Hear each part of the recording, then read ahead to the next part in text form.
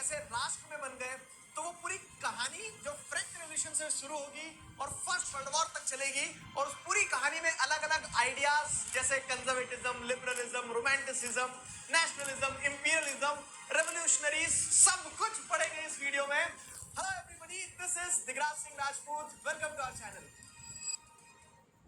Chapter शुरू होता है हमारा एक पेंटिंग के साथ में। फ्रेडरिक सूरियो की जो पेंटिंग है 1848 में पेंटिंग पब्लिक डोमेन में आती है, द पैक्ट ऑफ नेशंस के नाम से, जिसमें फ्रेडरिक सूरियो अपना विजन दिखाते about his idea of the world which was made up of democratic and social Republic. इस पेंटिंग में फोरग्राउंड में आपको देखने को मिलता है कि पूरा जो मोनार्की और एब्सोल्यूटिज्म था उसका विध्वंस हो चुका है, और लाइन बना के लोग जो चल रहे हैं तो किसी मेले में नहीं जा रहे हैं, ये लोग स्टैच्यू ऑफ लिबर्टी की तरफ से आगे निकल रहे हैं, जहां पे वो धीरे धीरे लिबर्टी पा ले रहे हैं। सारे देश आपको एक ही लाइन में देखने को मिलते हैं। इस पेंटिंग के थ्रू ये दर्शाना चाहते हैं कि कैसे वर्ल्ड अब नेशन स्टेट्स में कन्वर्ट हो रहा था, जहां लोग एक कॉमन टेरिटरी को अपनी आइडेंटिटी मान के चल रहे हैं। चैप्टर में कहानी जो है वो शुरू होती है फ्रेंच रेवोल्यूशन के साथ में। फ्रांस जो है वो मेन खरबूजा है, और उस खरबूजे को रंग बदलता देखकर पूरा यूरोप रंग बदलेगा। अगर आप जैसे क्लास 9 को थोड़ा सा करण अर्जुन वाले मोड पे जाके रिकॉल करोगे तो आपको ध्यान आएगा कि 1789 में जब फ्रेंच रेवोल्यूशन आता है, this mark the beginning of change in power. Monarch से लोगों के पास पावर आती है, और सिर्फ इस चीज से लोग एकजुट नहीं हो गए, लोगों को एकजुट किया गया। तो सेंस ऑफ कलेक्टिव बिलोंगिंगनेस कैसे डेवलप की गई थी फ्रांस में लोगों के अंदर?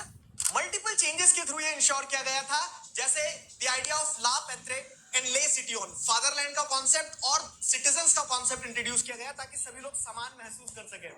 झंडा जो था रॉयल स्टैंडर्ड फ्लैग को बाहर फेंक दिया गया, और ट्राई कलर फ्रेंच फ्लैग जो है वो इंट्रोड्यूस किया गया। यहाँ पे आप जैसे देखेंगे तो oaths were taken, matrix were commemorated, और इस तरह से क्या किया गया, सॉन्ग्स, पोम्स, हिम्स वर कंपोज, ताकि लोगों के अंदर वो फीलिंग ऑफ वननेस इंस्टिल की जा सके। इंटरनल कस्टम ड्यूटीज पूरी तरह से खत्म कर दी, uniform system of weight and measurement लिया है, साथ ही साथ जो पुरानी स्टेट जनरल की मीटिंग होती थी उसको फुटबॉल बना दिया, नेशनल असेंबली नई बॉडी होगी, इलेक्टेड बॉडी होगी। रीजनल डायलेक्ट जो अलग अलग भाषा में चीचू चीची प्या प्या किया करते थे लोग, Not bad. Now you. तुम्बा तुम्बा बुम्बा बुम्बा बामा बामा, वो सब कुछ हटा के अब French as a common language introduce कर दी थी।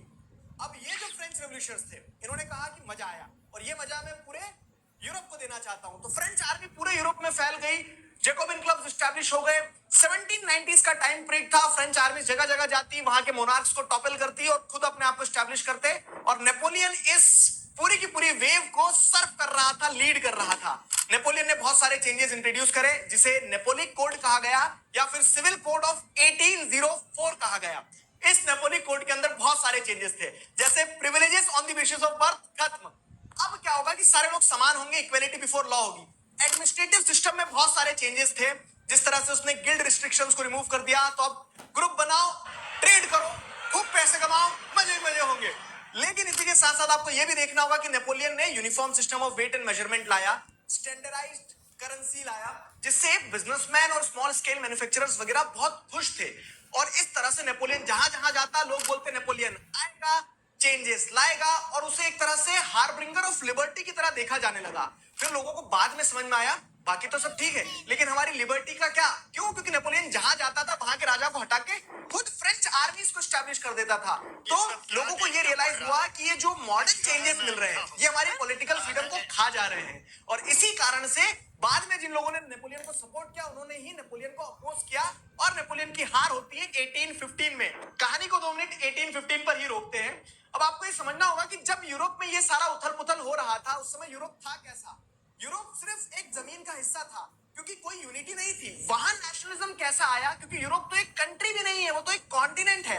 तब आपको समझना होगा कि यूरोप की सोसाइटी उस समय पे ऐसी थी कि अलग अलग भाषा बोलने वाले लोग अलग अलग तरह से बसे हुए थे, और उसमें अलग अलग तरह के ग्रुप्स थे, जैसे एरिस्टोक्रेट्स, वो लोग जो अमीर थे, रूलिंग क्लास के थे, जिनके पास में बहुत पैसा था, बड़ी सारी जमीनें थी, प्रॉपर्टी थी, आपस में ही एक दूसरे से शादी करते थे, अपनी क्लास मेंटेन करते थे, इतराने के लिए फ्रेंच लैंग्वेज बोलते थे, और बड़े महंगे से कपड़े पहनते थे। वहीं पे एक मिडिल क्लास भी इमर्ज हो रही थी, जो ऊपर आसमान से नहीं गिरी थी, जो इमर्ज हुई थी ओवरसीज ट्रेड के कारण। ट्रेड से पैसा कमाया, पैसा कमा के शिक्षा ली, और शिक्षा लेकर उन्होंने देखा कि ये एरिस्टोक्रेट्स किस बात का प्रिविलेजेस एंजॉय करते हैं। और इस क्वेश्चनिंग में एक आइडियोलॉजी ने उनकी बहुत मदद करी, वो आइडियोलॉजी थी लिबरलिज्म की। लिबरलिज्म की आइडियोलॉजी सिंपल है, जो लैटिन वर्ड लिबर से डिराइव होती है, लिबर मतलब फ्री, फ्री फ्रॉम व्हाट। तो यहां लिबरलिज्म के जो बिलीवर्स थे वो ये चाहते थे कि आजादी होना चाहिए लोगों को अपनी गवर्नमेंट चूज करने की, गवर्नमेंट बाय कंसेंट होना चाहिए। ये पॉलिटिकल लिबरलिज्म की भावना थी, लेकिन दोगलापन ये था कि सबको वोटिंग राइट भी नहीं देना चाहते थे। खैर, इकोनॉमिक लिबरलिज्म के कंटेक्स्ट में एक लिबरल व्यक्ति ये सोचता था कि freedom from state imposed restriction होना चाहिए, कि सरकार किसी प्रकार का ट्रेड करने पे बंदिश ना लगाए। क्यों? क्योंकि ट्रेड से ही तो वो बड़े बने थे। तो इसी के चलते जैसे अगर आप देखेंगे, ज़ोल्वरिन was the outcome of economic liberalism, एक कस्टम यूनियन जो प्रूशिया की इनिशिएटिव बनी थी, जिसमें सारी अंदर के टैक्सेस वगैरह को रिड्यूस करके फ्री इकोनॉमिक ट्रेड की बात की जा रही थी। खैर, कहानी शुरू करते हैं। 1815 में नेपोलियन हार जाता है। नेपोलियन के हारने के बाद में पावर में कौन आते हैं? हराने वाले कंजर्वेटिव्स। कंजर्वेटिव्स यानी कि वही रूलिंग क्लास के लोग जो एक समय पे नेपोलियन ने जिनको हराया था, अब उन्होंने नेपोलियन को वापस हरा दिया। बस कैरेक्टर्स बदल गए, लेकिन टीम्स वही थी। तो कंजर्वेटिव जब पावर में आए तो प्रूशिया, ऑस्ट्रिया, रशिया, ब्रिटेन, पर्व नेशन जो थे, इन्होंने मिलकर नेपोलियन को हराया। अब उन्होंने सोचा कि कोई और नेपोलियन पैदा ना हो जाए। इसी चीज को इंश्योर करने के लिए ट्रीटी ऑफ वियना साइन की जाती है। ये जो ट्रीटी ऑफ वियना थी, ये कंजर्वेटिव्स के द्वारा स्टार्ट की गई संधि थी। इस संधि को Austrian chancellor Duke Metternich lead कर रहे थे, जिसमें मेन ऑब्जेक्टिव ये था कि जितना भी चेंजेस नेपोलियन ने लाया है उसको अंडू किया जाए, फ्रांस के फर्दर एक्सपेंशन को रोका जाए, बॉर्बन डायनेस्टी जिसको फ्रेंच रेवोल्यूशन में पटक दिया गया था उठा के, उसको वापस से रिस्टोर कर लिया जाए। और बॉर्बन बिस्किट नहीं है, फॉर गॉड सेक, ये बॉर्बन डायनेस्टी है फ्रांस की। ये सारे चेंजेस ट्रीटी ऑफ वियना के थ्रू इंट्रोड्यूस किए गए थे। और कंजर्वेटिव जब पावर में आए तो उन्होंने वही स्ट्रिक्ट कंट्रोल, वही अपनी राजा वाली चलाना फिर शुरू कर दी थी। लेकिन आजादी के परवाने कहां रुकते हैं। एक बार जिन लोगों ने आजादी का स्वाद चख लिया था और ये देख लिया था कि मोनार्क्स के चले जाने के बाद कितने मजे होते हैं, उन लोगों ने कंटिन्यूअसली कंजर्वेटिव्स को हटाने का प्रयास करते रहे। और ऐसा ही एक ग्रुप था रेवोल्यूशनरीज का, क्रांतिकारियों का, जो चाहते थे कि रेवोल्यूशनरीज को पलट दिया जाए। और उसी में एक प्रोमिनेंट नाम था गुजिबी मजीनी का, जिन्होंने सीक्रेट सोसाइटीज बनाई, यंग इटली, यंग यूरोप, और सिंपल स्टेटमेंट देते थे कि God had intended nations to be the natural unit of mankind. और ये कंजर्वेटिव्स के सपने में अगर गुजिबी मजीनी आ जाते थे तो कंजर्वेटिव्स को नींद नहीं आती थी। इसीलिए ड्यूक मेटरनिक गुजिबी मजीनी को कहते हैं कि he is the most dangerous enemy of our social order. खैर, कहानी आगे बढ़ती है। 1815 से 1830 तक कंजर्वेटिव्स का हनीमून पीरियड रहता है, लेकिन 1830 से 1848 तक यहाँ पे एज ऑफ रेवोल्यूशन, जो मैंने बताया था, खरबूजे को देख के खरबूजा रंग बदलता है। और चैप्टर की लैंग्वेज में when France sneezes rest of the Europe catches cold. 1830 में फ्रांस के लोग जो है, तो जो फ्रांस के फिर से नए रूलर बने थे लुई फिलिप, उन्हें कॉन्स्टिट्यूशनल मोनार्क डिक्लेयर कर देते हैं। और अब राजा कॉन्स्टिट्यूशन के हिसाब से काम करेगा, बिल्ली के गले में घंटी की तरह। जैसे ही फ्रांस में ये चेंज आता है, बेल्जियम में भी आपको अपराइजिंग देखने को मिलती है। Greece war of independence start हो जाती है। ट्रीटी ऑफ कॉन्स्टेंटिनोपल के बाद में आपको ग्रीस भी एक इंडिपेंडेंट नेशन की तरह देखने को मिलता है। लॉर्ड बायरन का कंट्रीब्यूशन याद रखा जाएगा। आगे अगर बढ़ते हैं हम, तो यहाँ पे कहानी 1830 से 48 की पढ़ेंगे, लेकिन बीच में एक आइडियोलॉजी आती है रोमांटिसिज्म की। रोमांटिसिज्म की आइडियोलॉजी बड़ी सिंपल है, जो ये कहती है कि लड़ झगड़ के और मारपीट करके साइंस और रैशनल और रैशनैलिटी पे फोकस ना करते हुए आप फीलिंग्स पे, इमोशंस पे, इंट्यूशंस की मदद से लोगों को एकजुट करना होगा। जहां पे फोक सॉन्ग्स, फोक डांस और कल्चर की मदद से लोगों को एकजुट किया गया, वो था रोमांटिसिज्म। रोमांटिसिज्म के कुछ एग्जांपल्स ध्यान रखोगे तो जैसे जोहान गॉटफ्रेड हर्डर जो है, वो एक रोमांटिसिस्ट थिंकर थे, जो जर्मन यूनिफिकेशन में जर्मन कल्चर के थ्रू लोगों को जोड़ना चाहते थे। सिमिलरली लैंग्वेज की अगर बात की जाए तो जैसे रशिया ने पोलैंड को जब ऑक्यूपाई कर लिया, तो पोलैंड के लोगों ने अपने आप को एकजुट करने के लिए भाषा का इस्तेमाल किया, डांस फॉर्म का। तो कैरोल कुरुपुंस्की का नाम आता है, जिन्होंने पोलेनेज और मजूरिका जैसे डांस फॉर्म्स, ओपेरा म्यूजिक्स, इन चीजों के इस्तेमाल से लोगों को एकजुट किया गया। तो दिस वाज रोमांटिसिज्म।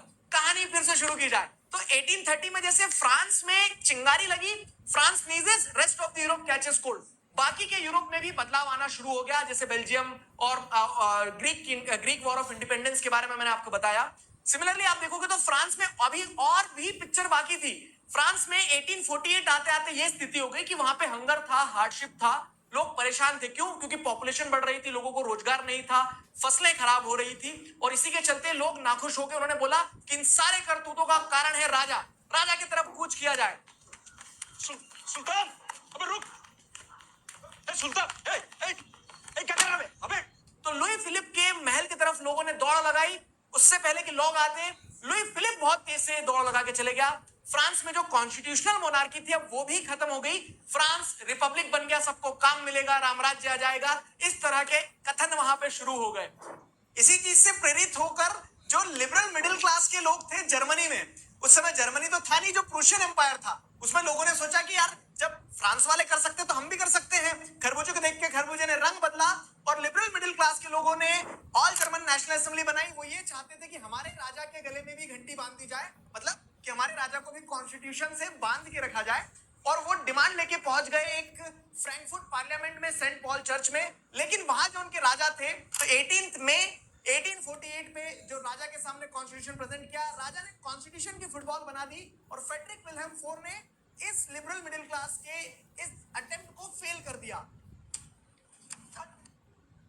अब आपको यहां समझना होगा, लेकिन इस अटेम्प्ट को फेलियर की तरह ना देखा जाए, लेकिन इसने एक चिंगारी शुरू कर दी। फिर जर्मनी यूनिफाई कैसे हुआ, इटली का यूनिफिकेशन कैसे हुआ, ब्रिटेन का यूनिफिकेशन कैसा हुआ। तो ये तीनों कंट्रीज के यूनिफिकेशन में आपको की पॉइंट्स ध्यान रखना है। जैसे German unification, Frederick Wilhelm IV के जाने के बाद में जो वहां के अगले राजा बनेंगे केसर विलियम I, उन्होंने अपने सिर पे लिया, और राजा तो राजा होता है। तो ऑटो वन बिस्मार्क को जिम्मेदारी दी गई। ऑटो वन बिस्मार्क ने 60 सालों तक 3 देशों से लड़ाई लड़ी, ऑस्ट्रिया, डेनमार्क और फ्रांस को हराने के बाद में जनवरी 1871 में केसर विलियम I को तिलक लगा के राजा घोषित कर दिया जाता है। जर्मन यूनिफिकेशन कंप्लीट हुआ।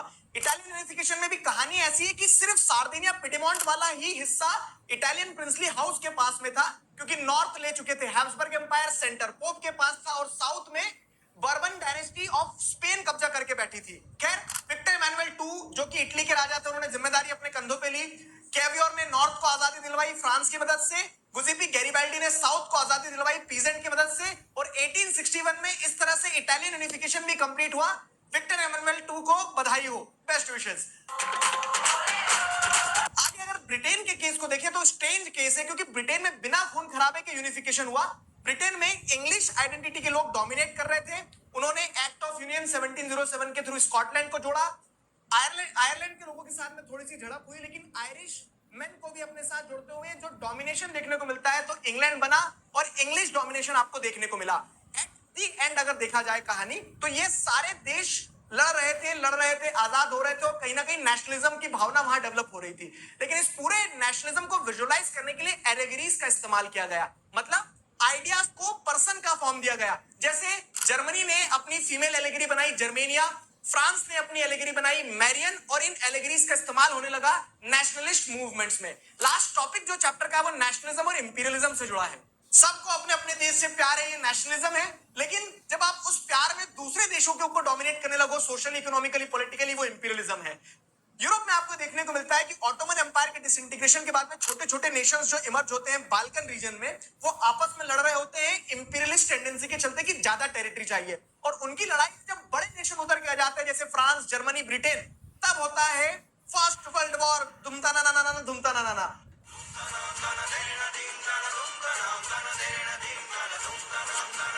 और इस फर्स्ट वर्ल्ड वॉर में आप जैसे देखते हैं तो बहुत सारे देश जो है वो न्यूली इंडिपेंडेंट नेशंस की तरह इमर्ज होते हैं। और अब जो थर्ड वर्ल्ड कंट्रीज थी, कहीं ना कहीं वो भी इस एंटी इंपीरियल मूवमेंट के कारण एकजुट होते जा रही थी, और थर्ड वर्ल्ड कंट्रीज में भी